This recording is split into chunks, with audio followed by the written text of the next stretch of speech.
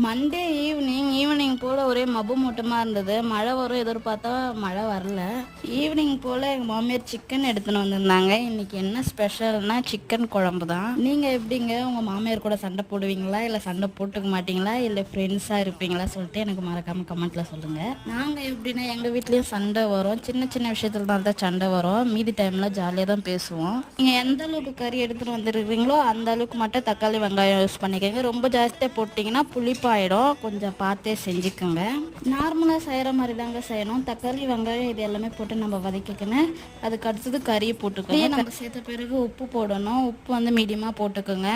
கொத்தமல்லி ஃப்ளேவர் இருக்கணும்ல, ஸோ கொத்தமல்லியை நம்ம போட்டுக்கலாம். இந்த மசாலா கிட்ட சேர்த்துருக்கிற மஞ்சத்தூள், குழம்பு மிளகாய்த்தூள், வெறும் மிளகாத்தூள் அண்ட் பெப்பர் தூள் இது மட்டும் தான் சேர்த்துருக்கிறேன். லாஸ்ட்டாக கொத்தமல்லி போட்டு இறக்கிறேன். இது போல் நீங்களும் செஞ்சு பாருங்கள், உங்களுக்கும் ரொம்ப பிடிக்கும். இட்லி, தோசை, களி இது கூடலாம் சாப்பிட்டா இன்னும் வெறித்தனமாக இருக்கும். செஞ்சு பாருங்கள்.